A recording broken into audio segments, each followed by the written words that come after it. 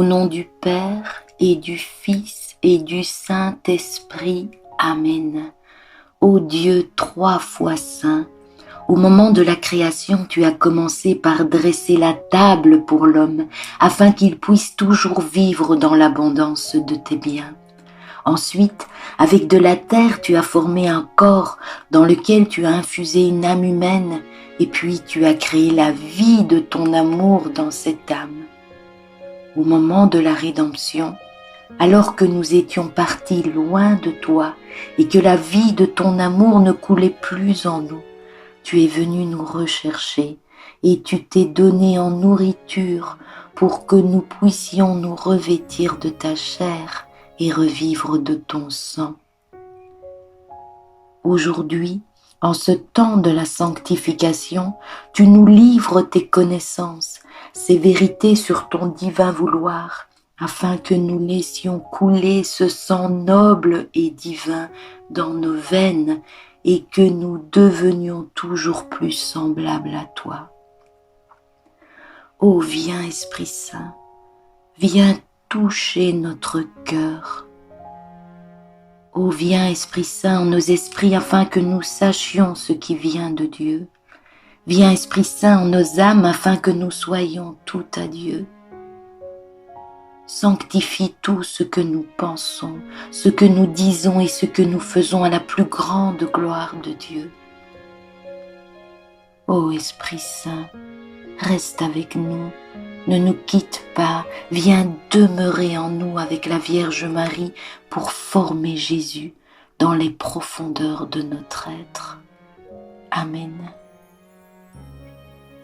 Chers frères et sœurs bien-aimés dans le Christ, c'est vraiment avec une grande joie que nous nous retrouvons autour de la table pour partager ce fruit nouveau cueilli à l'arbre de vie du livre du ciel des écrits de Luisa Picaretta sur la longue histoire de la divine volonté. Et la fois passée, nous traversions le tome 26. Nous avons cueilli les vérités qui se trouvaient dans ce tome. Et ces vérités, nous les avons goûtées, mâchées, ruminées, et puis nous les avons assemblées pour que cela puisse former un fruit céleste. Et son nom était En route pour les croisades, et le fil conducteur qui nous avait guidés était les effusions d'amour de notre Dieu. Pour la méditation de ce jour, en fait, nous nous sommes rendus compte qu'il restait encore beaucoup de vérités sur cet arbre du tome 26, des vérités plus hautes encore. Et donc nous avons poursuivi la cueillette de ces vérités à l'arbre du tome 26. Et ces vérités, nous les avons également goûtées, mâchées, ruminées, et puis nous les avons assemblées pour donner naissance à ce fruit nouveau. Et c'est donc avec beaucoup d'émotion que nous vous apportons ce fruit du mois de juin pour que vous aussi vous puissiez en goûter. Et le nom que nous lui avons donné est les Actes des Apôtres, et le fil conducteur qui nous accompagne durant ce travail est les transmissions du divin et de l'humain. Et nous aurons comme d'habitude une introduction avec un passage complet du tome 26, et puis le plan que nous allons découvrir ensemble, et nous terminerons par l'envoi qui est également un passage complet du tome 26. En introduction, Jésus nous dit, par l'intermédiaire de Luisa, que ferait une créature si après avoir accompli une œuvre au prix de sacrifices inouïs et durant longtemps, une œuvre qui lui a coûté la vie, une œuvre d'une valeur inestimable et à laquelle il ne manque qu'un point, une nuance, une couleur. Elle ne pouvait achever cette œuvre qui lui a tant coûté. Et si belle que soit son œuvre, si précieuse et d'une valeur si incalculable qu'elle puisse être, si bien qu'elle ferait sa fortune, sa gloire et son bonheur total, elle ne peut la présenter au public, ni dire que c'est une œuvre achevée, parce qu'il y manque ce point. Pour cette personne, la vie se changerait en souffrance, et elle ressentirait le poids de son œuvre, belle en effet, mais inachevée, et par conséquent, elle se sent malheureuse et au lieu de la gloire, elle ressent de l'humiliation. Et combien de sacrifices ne ferait-elle pas? Elle donnerait sa vie pour placer ce point, pour que son œuvre soit achevée. C'est la situation dans laquelle nous sommes. Rien ne manque à notre œuvre de création. Les cieux, les soleils, les œuvres et une magnificence de toutes sortes. Mais il y manque un point qui cependant défigure une œuvre si belle. Ce point est le plus important, c'est la plus belle nuance, c'est la couleur la plus vive qui manque dans la création.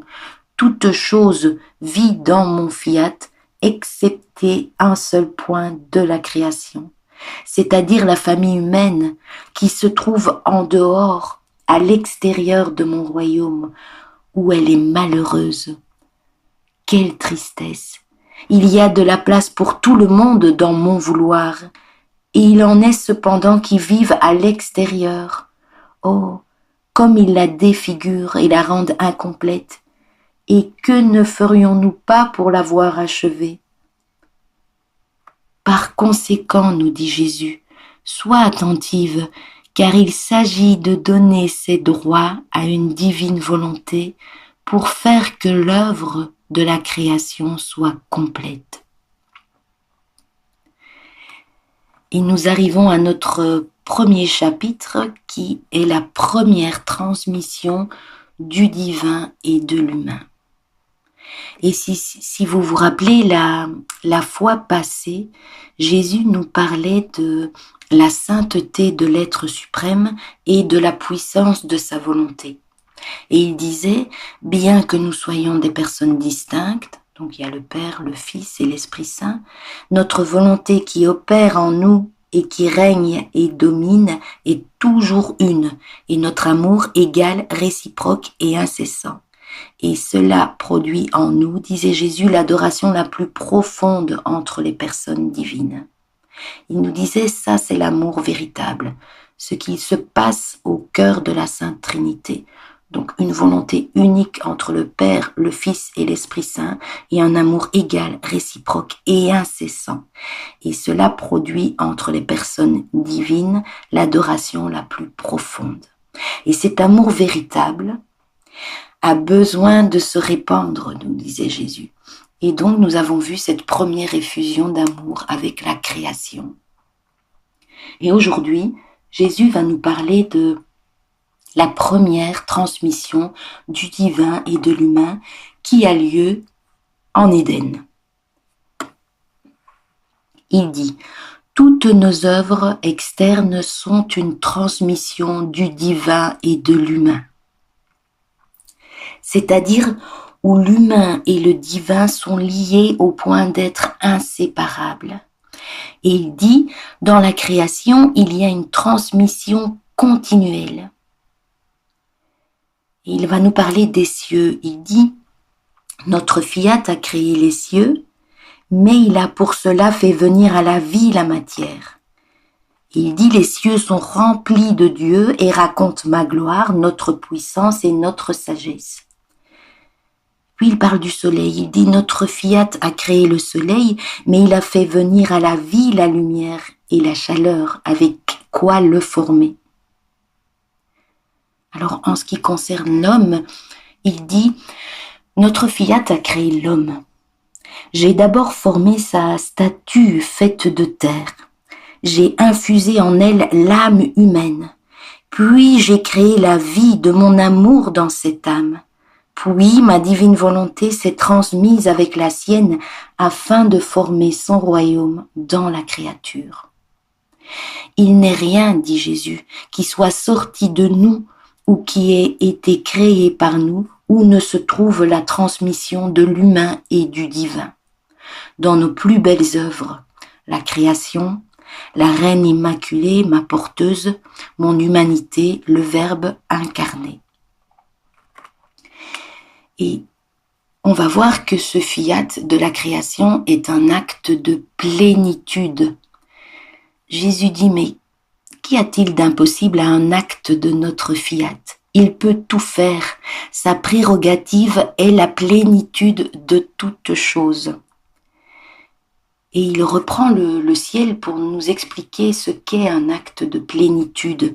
Il dit, le ciel est un acte de notre fiat. C'est pourquoi il s'étend partout, sa plénitude est telle qu'il ne trouve aucun lieu où étendre davantage son manteau azuré. Le soleil est un acte de notre fiat et il possède la plénitude de la lumière. En la donnant, il ne la perd pas, car il possède la source de lumière du divin fiat. Et il poursuit en disant « Tout ce qui a été fait par nous dans la création demeure toujours dans l'acte d'être fait. Telle est notre force créatrice qui, lorsqu'elle accomplit une œuvre, ne s'en retire jamais, mais demeure toujours en elle comme acte de vie éternelle. Elle forme en cette œuvre son battement continu, son souffle ininterrompu, de sorte qu'une fois l'œuvre achevée, elle demeure toujours en elle dans un acte de création. » Et il explique que cela est presque symbolisé par la nature humaine qui, une fois formée, commençant sa vie par le battement de cœur et la respiration, doit nécessairement continuer à palpiter et respirer sous peine que la vie ne s'arrête.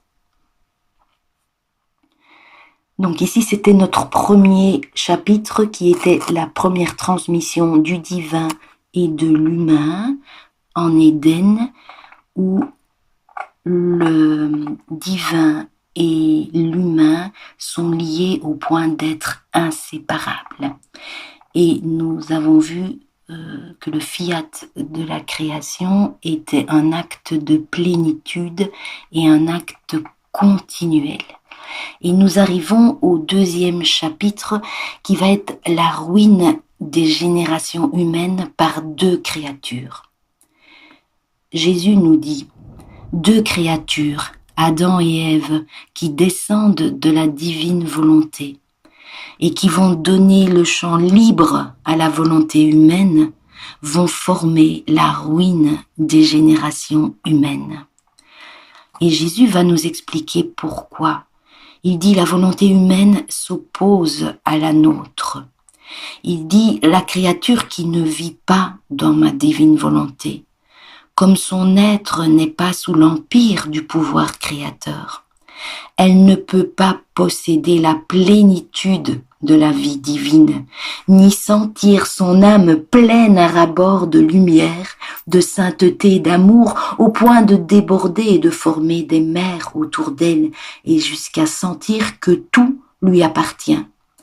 Cette âme, poursuit Jésus, pourra tout au plus ressentir de petites particules divines, une impression de grâce, d'amour, de sainteté, mais pas le tout. Sa volonté n'est pas investie d'une lumière continuelle qui la nourrit doucement et l'enchante de telle sorte qu'en ressentant la douceur de mon vouloir, elle ne penserait même pas à entrer dans le champ de la volonté humaine pour y agir. Cette créature, sans la vie divine, s'interrompt intérieurement. Et si elle ressent la lumière, ce n'est que par intervalles. Elle se sent tantôt ainsi, tantôt autrement. Elle ne possède plus la force créatrice qui fait que son acte est continuel, toujours dans l'acte d'être fait. Et Jésus nous dit, ce sont des actes brisés. Et il poursuit en nous disant, mais le mal du fait que notre divine volonté ne règne pas parmi les créatures est si grand que tout est en continuelle oscillation, tout est en danger, la création, la rédemption, les sacrements. Parce que la volonté humaine, tantôt malmène, tantôt refuse de reconnaître celui qui l'a tant aimé, lui a fait tant de bien, et tantôt piétine nos bienfaits eux-mêmes. Donc, dans ce deuxième chapitre, nous avons vu la ruine des générations humaines par deux créatures, Adam et Ève, qui ont donné le champ libre à la volonté humaine. Donc ces deux créatures qui descendaient de la divine volonté et qui ont donné ce champ libre pour agir dans la volonté humaine. Et cela va former la ruine de toutes les générations. Et nous arrivons donc au 3e chapitre qui va être la restauration du royaume de la divine volonté par 2 autres créatures.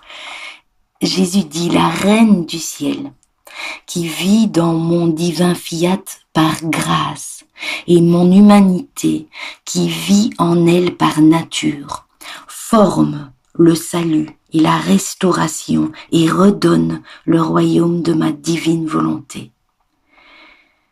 Et on va voir que le Christ est la tête de ce nouveau corps, cette tête qui possède l'acte vital qui va redonner l'unité au corps tout entier. Mais Jésus nous dit, mais cette tête n'est pas reconnue. Et donc sa force, sa sainteté, sa beauté ne s'écoule pas dans les membres. Cette tête ne peut pas non plus laisser couler son sang noble et divin dans leurs veines, et par conséquent la vie du ciel ne peut pas être vue dans les créatures. Et Jésus poursuit en nous disant, notre volonté seule a la vertu de rendre inébranlable et continue ses propres actes et ceux des créatures en qui elle règne. Et Jésus poursuit en disant, pour que mon royaume vienne sur la terre, il fallait d'abord que je le fasse connaître, que je fasse savoir qu'il veut venir régner. Et moi, en frère aîné de la famille humaine, je m'occupe de toute la paperasserie devant la divinité pour lui faire acquérir un bien si grand. Ne suis-je pas la tête de toute la famille humaine qui peut faire couler la vertu de la tête dans leurs membres et descendre l'acte vital de ma divine volonté dans les membres? De plus, n'est-ce pas mon humanité qui demeure en vous continuellement, qui vous donne la force et la grâce de vouloir vivre dans ma volonté, vous fait ressentir cette paix et cette joie afin d'éclipser votre volonté humaine de telle sorte qu'elle se sent heureuse de vivre comme si elle n'avait pas de vie sous l'empire de ma divine volonté? Par conséquent, ce qu'il me faut, c'est qu'il y ait les connaissances sur mon fiat, le reste viendra de lui-même. C'est pourquoi je désire tant que ma divine volonté soit connue, connaissance qui fera naître l'amour, et sentant qu'elle est aimée et désirée, elle se sentira attirée à venir régner parmi les créatures. Et Jésus va nous faire savoir qu'une 2e transmission du divin et de l'humain a été nécessaire. Il explique, voulant faire connaître ma divine volonté.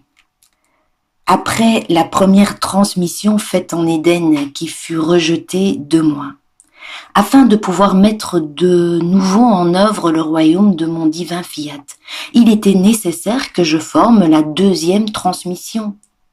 Et comment le faire si je n'y entrelaçais une autre créature, avec des liens presque inséparables dans les connaissances, dans la lumière et dans la vie même de mon éternel vouloir.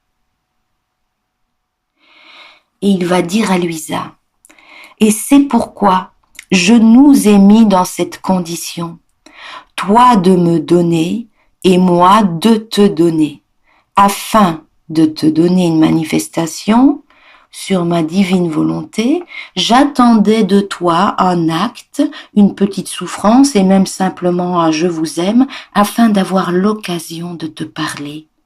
Je voulais recevoir de toi pour être capable de te donner de moi et pouvoir te faire le grand don de ma divine volonté.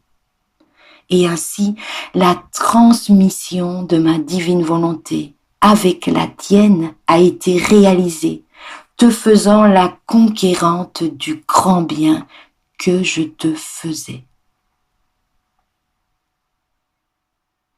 Et on voit que d'un côté, on a le fiat de Luisa, et Jésus dit: c'est pourquoi, dès le début, je commençais par te demander si tu accepterais, et lorsque tu avais accepté, je te plaçais dans un état de souffrance.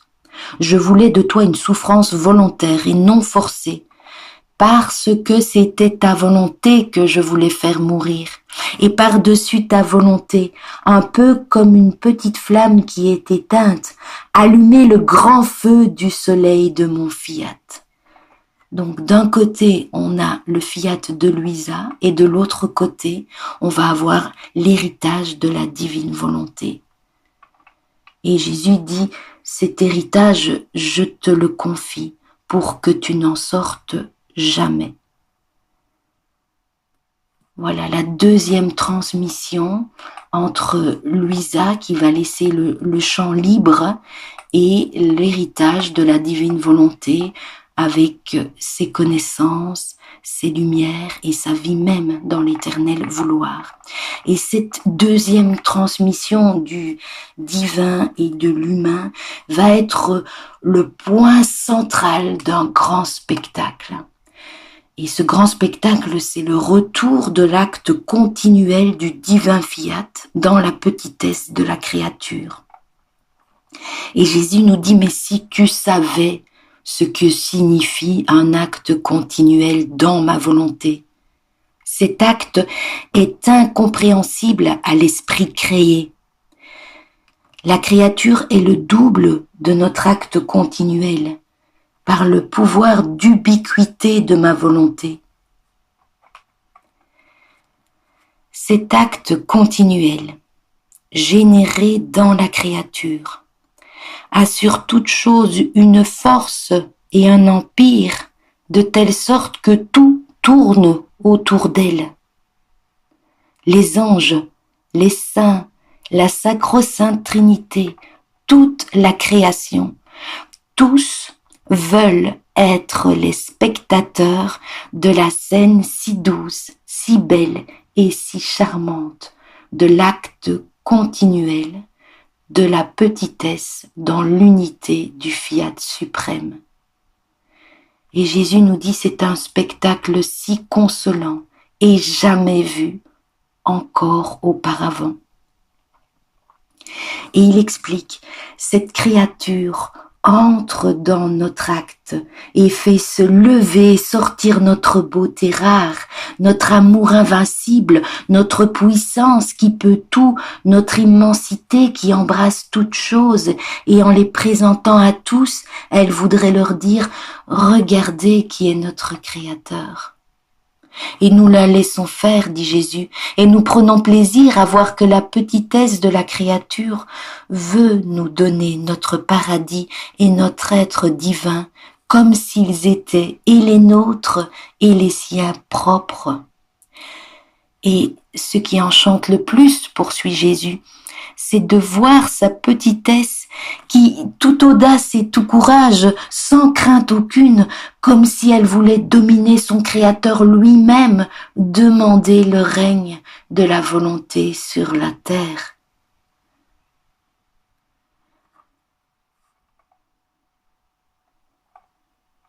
Et on va voir que cette deuxième transmission du divin et de l'humain est un bien universel.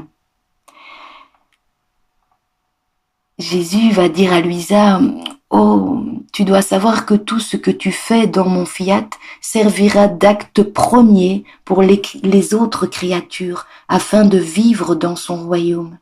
C'est pourquoi, dit Jésus, je t'exhorte tant à le parcourir. Pourquoi je veille sur toi, je t'accompagne, et souvent je le fais avec toi, parce que non seulement ces actes te servent, mais ils doivent servir d'acte premier et de modèle pour ceux qui doivent vivre dans le royaume de mon divin fiat. Donc dans ce troisième chapitre, nous avons vu la restauration du royaume de la divine volonté par deux autres créatures, la Vierge Marie et Jésus. Jésus qui est la tête de ce nouveau corps avec l'acte vital, Et puis nous avons vu la deuxième transmission du divin et de l'humain entre Louisa, qui va laisser le champ libre à cette divine volonté, et de l'autre côté, donc ce don de la divine volonté. Et cette deuxième transmission, c'est le point central d'un grand spectacle, nous dit Jésus, où tout tourne autour de ce point central. Et puis, c'est un bien universel. Et nous arrivons à notre 4e chapitre, la sainteté divine. Il est écrit dans l'évangile de Matthieu, au chapitre 5, verset 48, « Vous donc, vous serez parfaits comme votre Père céleste est parfait. » Vous serez parfaits comme votre Père céleste. Et dans la première lettre de Pierre, au chapitre 1er, il est écrit « Vous serez saints, car moi je suis saint. » Et Jésus va nous dire que la sainteté humaine est le trône de cette sainteté divine. Il explique à Louisa, tu dois savoir que comme j'allais t'appeler à vivre de manière toute spéciale dans ma divine volonté, pour que tu la connaisses et à travers toi faire connaître la sainteté de la vie dans la divine volonté afin qu'elle puisse régner sur la terre, il était nécessaire que je centralise en toi la totalité de la sainteté humaine pour la consommer en toi et donner naissance à la vraie sainteté de la vie dans ma divine volonté. La vraie sainteté de la vie dans ma divine volonté. Et Jésus dit la sainteté dans l'ordre humain devait être le tabouret, le trône de la sainteté dans l'ordre de ma divine volonté. Et il va expliquer la différence entre les créatures qui pratiquent les vertus saintement, mais dans l'ordre humain, et celles qui opèrent dans l'ordre divin de la divine volonté. Il dit, la créature qui opère dans l'ordre humain est symbolisée par les lumières du monde d'en bas. Bien que ces lumières soient nombreuses, elles n'ont pas la vertu de chasser les ténèbres de la nuit et de former la lumière du jour ou d'embrasser la terre entière avec une grande multiplicité de lumières. Par conséquent, elles peuvent être appelées personnelles et locales suivant le temps et les circonstances. Les vertus pratiquées demeurent séparées entre elles. Donc il y a une vertu qui apparaît comme patience, une autre comme obéissance, une troisième comme charité, mais elles sont incapables de fusionner pour pouvoir former un acte unique qui procède du divin et embrasse l'éternité et l'infini. Par contre, pour la créature qui opère dans ma divine volonté, sa lumière possède la vertu communicante et unifiante, de telle sorte que les vertus, en se fusionnant, forment un acte unique aux innombrables effets, propres à embrasser même le Créateur avec l'infinité de sa lumière. Et Jésus explique que le soleil en est le symbole, parce qu'il est un, parce qu'il possède la source de lumière qui ne s'éteint jamais. Il embrasse la terre et par ses innombrables effets, il donne toutes les couleurs et communique la vie de sa lumière à tous et à toutes choses. Et Jésus poursuit en disant « Ma volonté forme dans la créature qui la laisse régner, sa vie opérante. Et mieux qu'une reine, elle s'impose sur toute chose, elle étend sa lumière dans la petitesse de la créature. Elle forme en elle son doux enchantement pour la volonté humaine, afin d'être plus libre de former sa vie. Et elle n'est pas sujette à l'interruption. La vie divine de mon fiat est composée d'actes répétés, jamais interrompus. Et c'est pourquoi Il dit à Luisa, tu ressens en toi un acte qui ne finit jamais, une lumière jamais éteinte, un amour qui brûle toujours. Et rappelez-vous, vivre dans la volonté humaine, ce sont des actes brisés, nous disait Jésus. Et celle qui vit donc dans la volonté humaine s'arrête constamment. Sa ronde est si courte que si elle veut allonger le pas, elle ne trouve pas d'endroit où poser le pied. À chaque pas qu'elle fait, elle éprouve ici un désagrément, là une désillusion, et elle ressent une faiblesse de plus qui la pousse même à pécher. Oh, comme il est court le cercle de la volonté humaine, il est rempli de misère, de précipices et d'amertume. Oh, dit Jésus, si toutes les créatures connaissaient le grand secret d'opérer dans mon divin vouloir, elles rivaliseraient entre elles pour que rien ne leur échappe qui ne passerait par sa très pure lumière. Donc cette sainteté humaine qui est le trône de la sainteté divine, et nous avons vu les différences entre agir dans l'ordre de la créature qui opère dans l'ordre humain et puis la créature qui opère dans l'ordre divin de la divine volonté.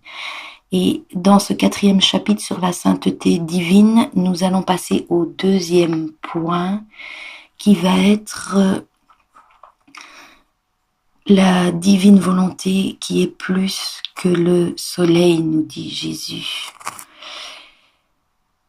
Et il dit à Luisa, mais dis-moi, qui forme le jour? N'est-ce pas le soleil? Et pourquoi forme-t-il le jour? Parce que c'est un acte de ma divine volonté. Mais ma divine volonté, c'est plus qu'un soleil. Elle se déverse sur chaque créature pour lui donner sa vie continue. On peut dire qu'elle revêt la créature de son souffle tout-puissant, de lumière et d'amour, qu'elle les forme et les élève. Et tandis que le soleil cède la place à la nuit, parce que la terre tourne et le côté qui s'éloigne du soleil reste dans l'obscurité et forme la nuit, et la pauvre terre demeure sombre comme sous un manteau de tristesse. Mais ma divine volonté ne laisse jamais seules les divines naissances sorties d'elle, façonnées, vivifiées, formées et élevées par son souffle et son brûlant baiser de lumière. Il n'est pas un seul instant où ma divine volonté quitte la créature et communique par ses diverses nuances de beauté son infinie douceur, son inépuisable amour. Y a-t-il quelque chose que ma divine volonté ne fera pas ou ne lui donnera pas? Aucune, nous dit Jésus.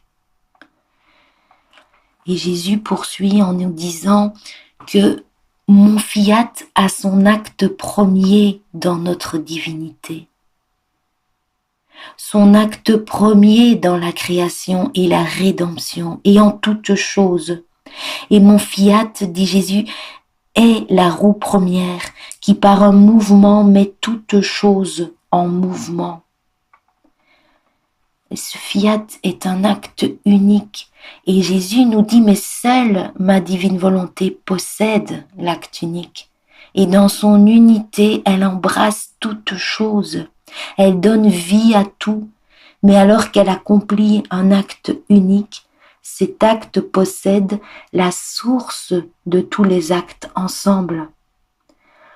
De telle sorte que tout en étant les effets de l'acte unique, ils se répandent dans la création tout entière et descendent pour le bien des créatures, tels des actes réels, tandis que dans l'unité de l'acte unique du divin fiat, ce n'est toujours qu'un acte seul, si bien qu'il ne détache jamais un seul effet de lui-même et ne le pourrait même pas, parce que tous les effets forment l'unité de son acte unique, l'acte unique du fiat.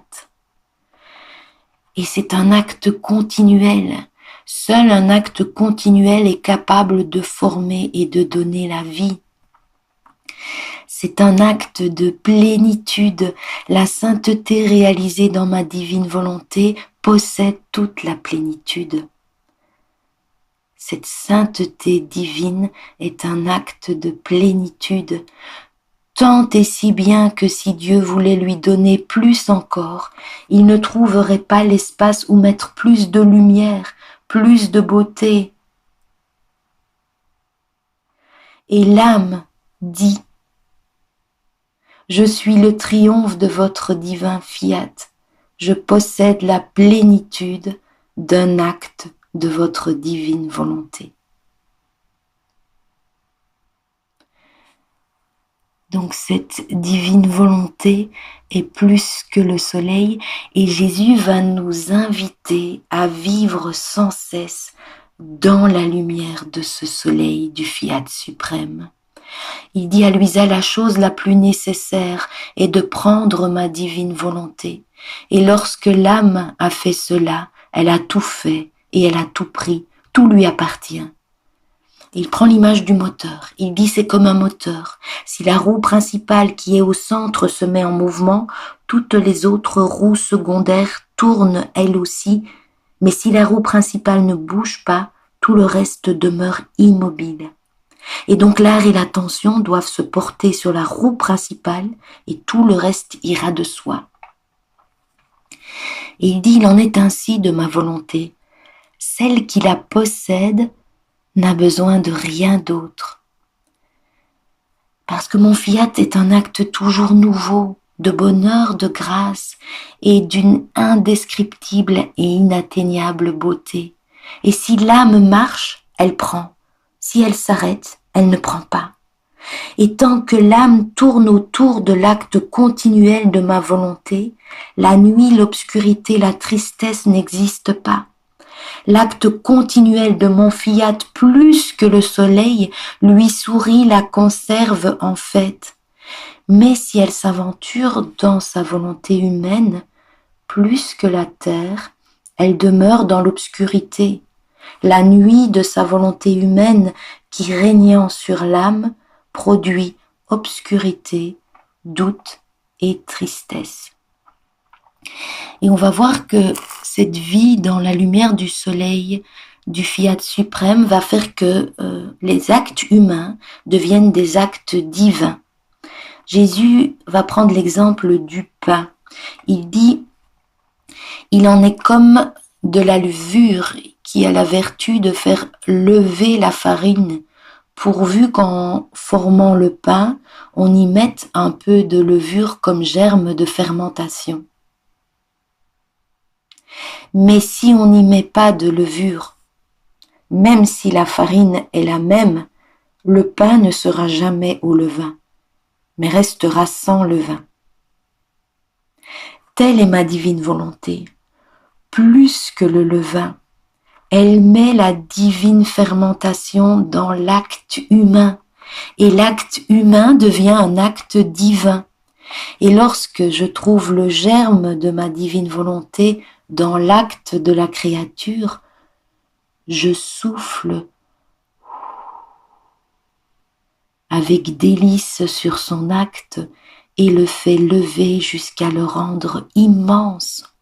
Et plus encore, nous dit Jésus, puisque nous pouvons appeler cet acte notre acte. L'acte humain devient un acte divin avec la divine volonté opérant en nous, nous dit Jésus. Parce que la force créatrice de la divine volonté entre dans notre acte pour le placer dans la fontaine de la divine immensité. Et notre petit acte se transforme, l'un en fontaine de lumière, l'autre en fontaine d'amour, d'autres encore en fontaine de bonté, de beauté, de sainteté. Et plus nous accomplissons d'actes, plus nous avons de fontaines divines. L'acte humain devient un acte divin.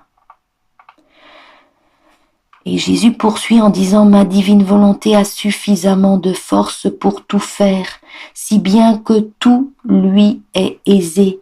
même la souffrance, car comme elle se sent forte, elle la considère comme un nouveau gain.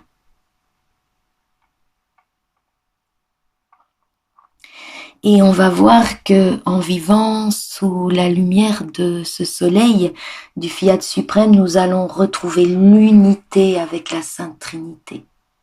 Et Jésus nous explique, chaque souffle est la vie du souffle suivant. Le souffle a sa vie et donne la vie à la créature parce qu'il est continuel.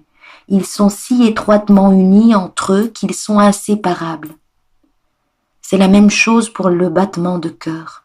Un battement appelle la vie du battement suivant. Et le battement continuel forme la vie. Si la respiration et le battement cessent, la vie s'arrête.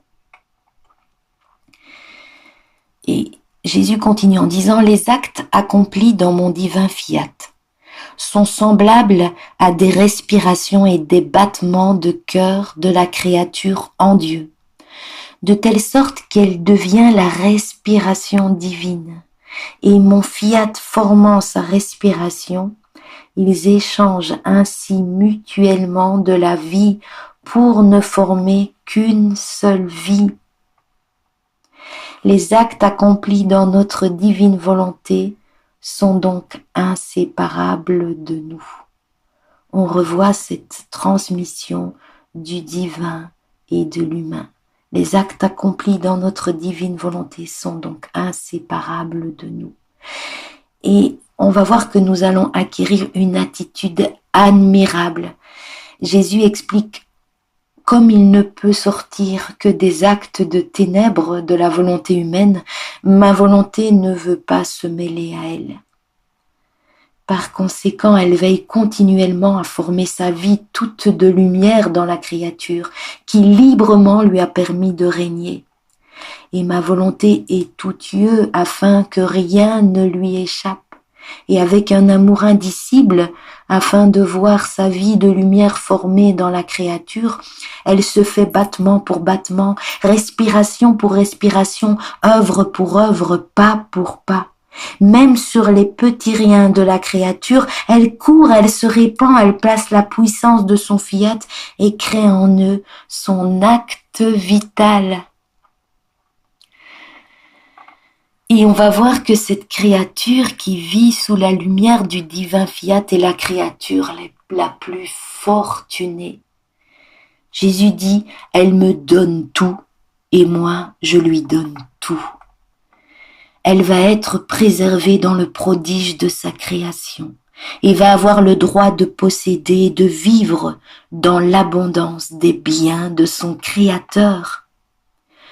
Et Jésus poursuit en disant, et si tu savais quel délice c'est pour nous, combien heureux nous sommes de voir la petitesse de la créature vivre dans la mer de notre volonté, non comme une étrangère, mais en propriétaire, non comme une servante, mais en reine, non pas pauvre, mais immensément riche et riche de nos conquêtes qu'elle a faites dans notre fiat.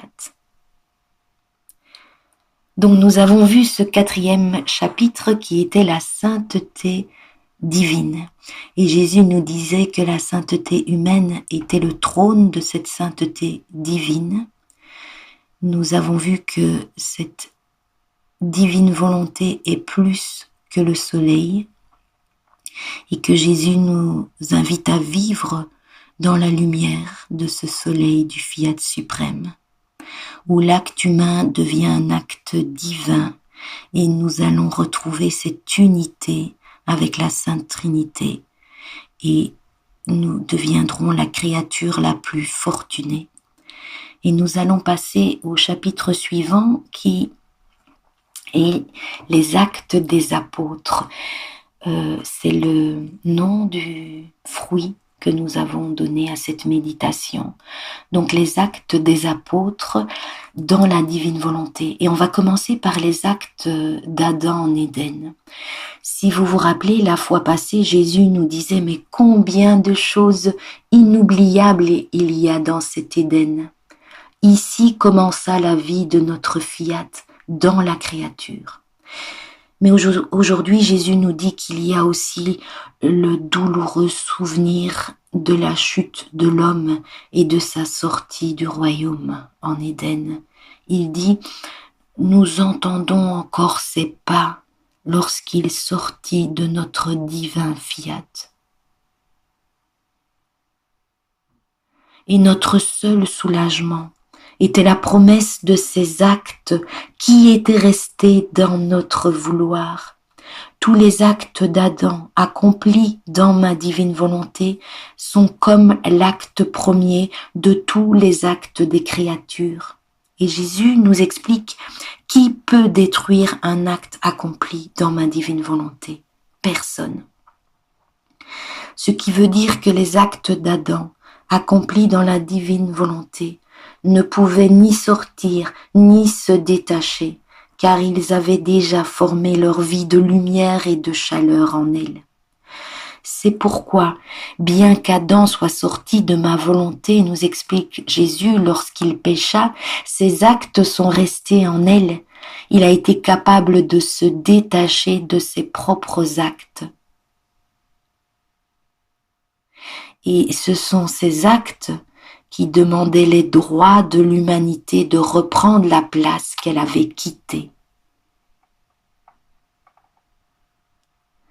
Donc les actes d'Adam, ces actes premiers qui demandent le droit de l'humanité à reprendre sa place qu'elle a quittée. Et nous arrivons aux actes des apôtres sur la terre. Si vous vous rappelez, Jésus nous avait dit que c'était un bien universel, cette deuxième transmission du divin et de l'humain, et que tous les actes que Luisa accomplissait étaient des actes premiers qui allaient servir pour les générations futures, pour toutes les générations. Et aujourd'hui, Jésus nous parle des connaissances. Et il nous dit que les connaissances vont être une invitation à la noce.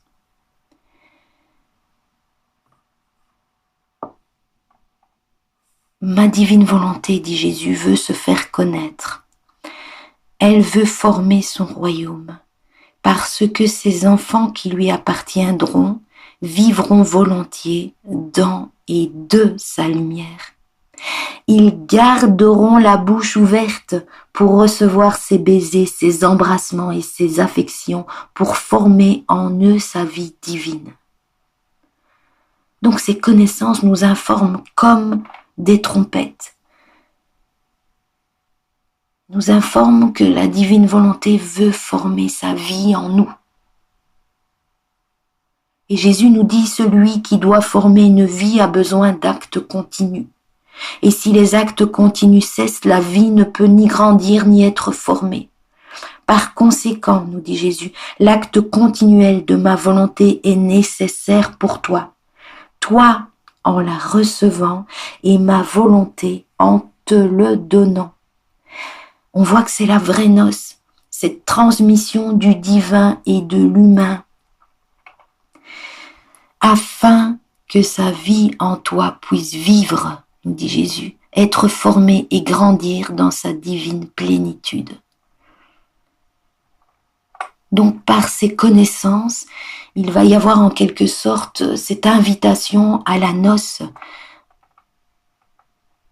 Et de l'autre côté, il va y avoir notre fiat, où nous allons devoir laisser le champ libre à cette divine volonté. Jésus nous dit, c'est pourquoi ma divine volonté veut être libre, veut avoir une liberté absolue.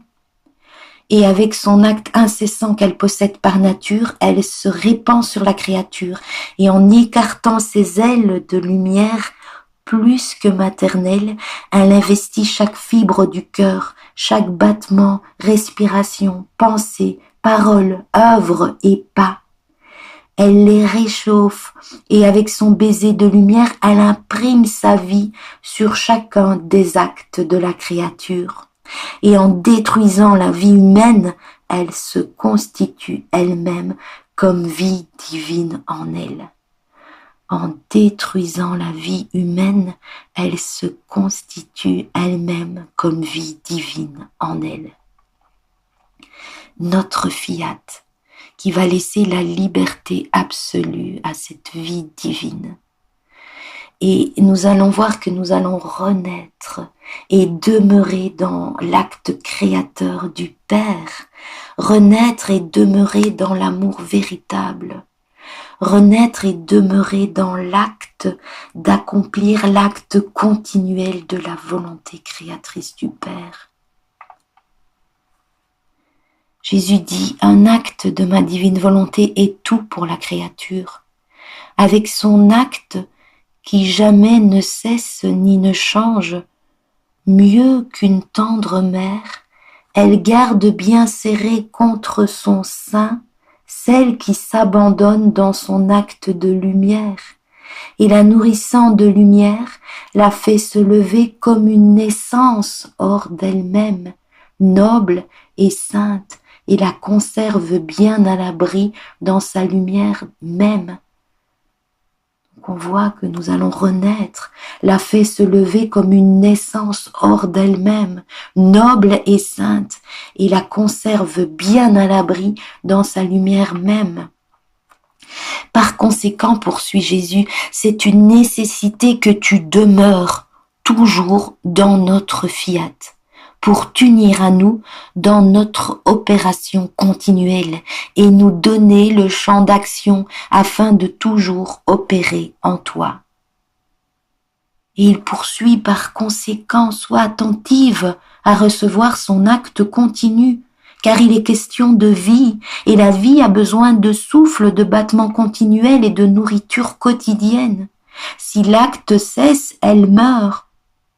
Ta rencontre avec ma divine volonté doit être continuelle parce que c'est un échange de vie que tu dois avoir. Elle doit se donner continuellement à toi et toi à elle. Le mouvement, les battements de cœur, la respiration doivent être continuels, sinon la vie ne peut exister. Enferme-toi tout entière dans un acte unique de ma divine volonté. Ne t'en écarte jamais si tu veux vivre heureuse et avoir en ton pouvoir la vie de la lumière et le jour qui ne finit pas. Et nous allons en quelque sorte dans cette vie, dans la divine volonté, vivre une maternité divine dans ce fiat suprême. Dans l'Ancien Testament, dans le livre d'Isaïe, il est écrit « Une femme peut-elle oublier son nourrisson ? Même si elle l'oubliait, moi je ne l'oublierai pas, car je t'ai gravé sur les paumes de mes mains. » Et si vous vous rappelez, dans la méditation du mois de février, Jésus nous disait que lorsque l'homme eut péché, mon fiat eut le sentiment qu'on lui arrachait cette vie qu'il portait en son sein. Oh, quelle n'a pas été sa douleur! Il restait avec en son sein le vide de cet homme pour qui, avec tant d'amour, afin de le garder heureux et en sécurité, il avait fait une place dans sa vie même. Et nous allons voir aujourd'hui que nous allons vivre cette maternité divine, de nouveau dans le fiat suprême. Et Jésus nous dit, mais comment ne pas aimer celle qui vit dans notre divin fiat? Mon fiat l'élèvera d'une manière divine. Nous allons être porteuses de toutes les qualités divines. Parce que Jésus explique, la créature pénètre dans la banque de l'être suprême et en s'unissant à l'acte continuel de son Créateur, elle ne fait que retirer par son acte continuel les innombrables beautés, les doux sons, les insurpassables raretés des qualités de son Créateur et tous nos bonheurs répandus dans toute la création. Chaque acte qu'elle accomplira, mon fiat lui donnera une gorgée de notre être divin. Nos qualités seront centralisées dans cette créature. Et on verra que cette créature sera porteuse d'une paix imperturbable, d'une fermeté immuable. Voilà les fruits de cette sainteté divine, cette paix imperturbable, cette fermeté immuable. Dans cette maternité divine que nous allons vivre, nous allons voir que notre amour va grandir. C'est un amour grandissant, nous dit Jésus. Il dit: chaque acte accompli dans ma divine volonté redouble mon amour pour toi. Et mon amour grandit tellement que je dois étendre ta capacité pour te permettre de recevoir mon amour grandissant. Oh, comme la vie de ma volonté se délecte et grandit admirablement dans la créature lorsqu'elle trouve beaucoup d'amour divin. On peut dire que mon fiat y trouve sa nourriture et mon amour sa vie. Par conséquent, monte plus haut, élève-toi plus encore, nous dit Jésus, agrandis tes frontières, parce que plus tu prendras de divine volonté sur la terre, plus notre vie grandira en toi, et plus tu enfermeras de bonheur et de joie dans ton âme. Nous allons aussi réentendre la voix du Père. Et Jésus nous explique que seul ton Jésus a les mots qu'il faut pour te parler de mon éternel vouloir, parce que de nature divine, je suis la volonté même. Et il explique: Adam a brisé mon discours et m'a réduit au silence. Et après 6000 ans de silence, je ressentais l'irrésistible besoin de reprendre mon discours avec la créature, de te donner toutes les grâces et les enseignements que j'aurais donnés à Adam innocent s'il n'avait pas rejeté le précieux héritage de mon fiat. En fait, nous dit Jésus, tu n'aurais jamais pu comprendre ce qui concerne ma volonté si tu n'avais pas eu sa vie en toi. Et nous allons également réapprendre le langage de l'amour véritable avec la prière des rondes. Jésus nous explique: celle qui vit dans ma divine volonté et suit ses actes devient la narratrice de toutes nos œuvres. Il dit: lorsque tu vas dans le soleil pour répéter avec ma volonté ce que j'ai fait en créant le soleil, ce qu'il contient, le bien qu'il fait, au fait tu agis pour nous en narratrice de l'histoire de sa lumière. Et l'être suprême, en entendant toute l'histoire du soleil répétée par toi, sent toute la gloire de sa lumière lui être rendue. Et tu nous glorifies au point de nous donner un soleil de gloire. Tu es aussi la narratrice des cieux en nous disant l'histoire de leur immensité, et elle nous donne la gloire des cieux tout entiers. Tantôt tu racontes l'histoire de la mer et murmures avec ses eaux amour et gloire de toute la mer à mon Créateur. Tantôt cette créature nous raconte l'histoire de la terre en fleurs, et toutes les plantes et les fleurs font monter leur parfum, et tu nous donnes la gloire de toute la terre. Et tantôt tu es pour nous la narratrice de l'histoire du vent, de l'eau, du petit oiseau qui chante, de l'agneau qui bêle. Et on va voir que ce sera un murmure d'amour continuel avec la Sainte Trinité. Jésus nous dit en somme: cette créature a toujours quelque chose à nous raconter sur toutes les choses que nous avons faites dans la création. Nous sentons que notre amour et notre gloire sont redoublés. Notre volonté, en l'instruisant, lui fait dire les doux secrets présents dans toutes les choses créées.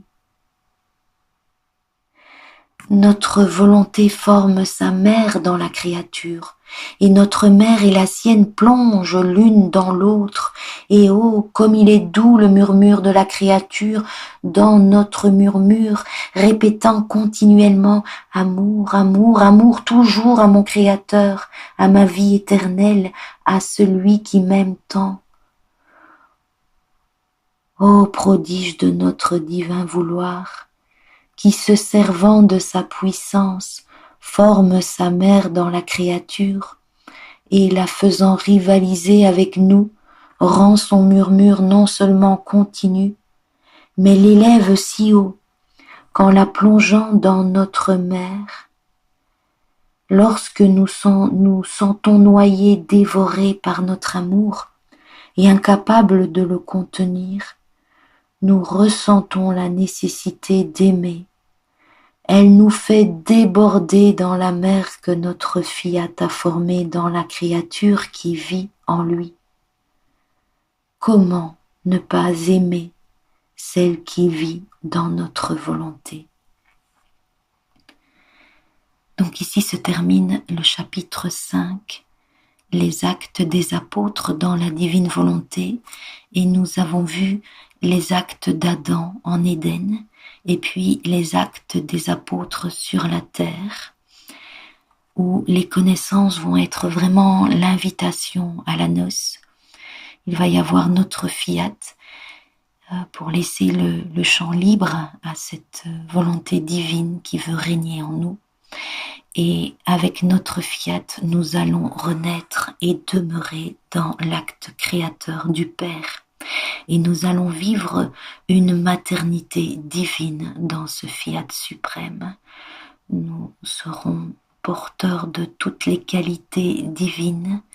Nous allons vivre un amour grandissant et réentendre la voix du Père et réapprendre le langage de l'amour avec la prière des rondes.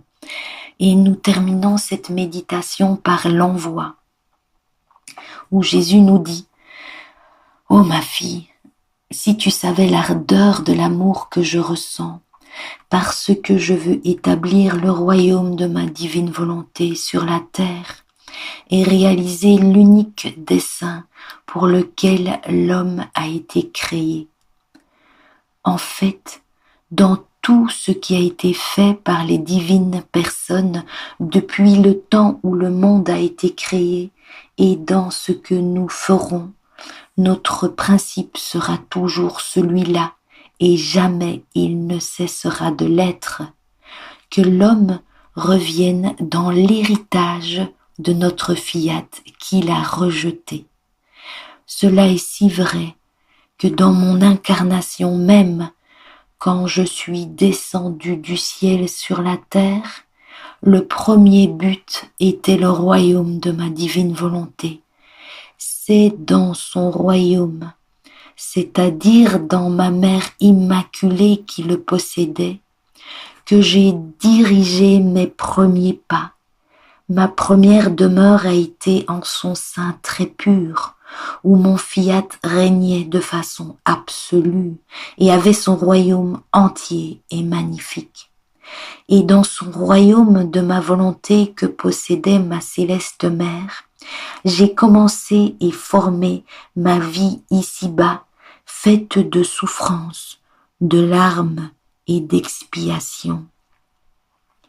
Et je savais que je devais être le Jésus négligé, mal aimé, rejeté, mais je voulais venir, car je pouvais voir à travers les siècles comment ma venue sur terre devait servir à former le royaume de ma divine volonté et que par nécessité, je devais les racheter d'abord pour atteindre mon premier but.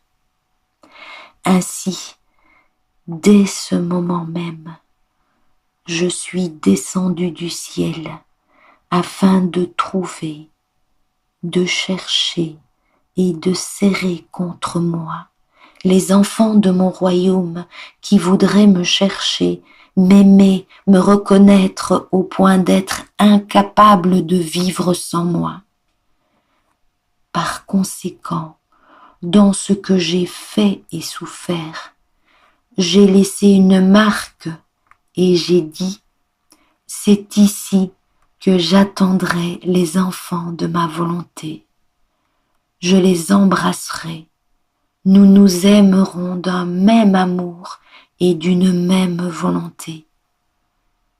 Et par amour pour eux, les souffrances, les larmes, les pas et les œuvres se sont changés en moi en joie pour mon cœur submergé d'amour.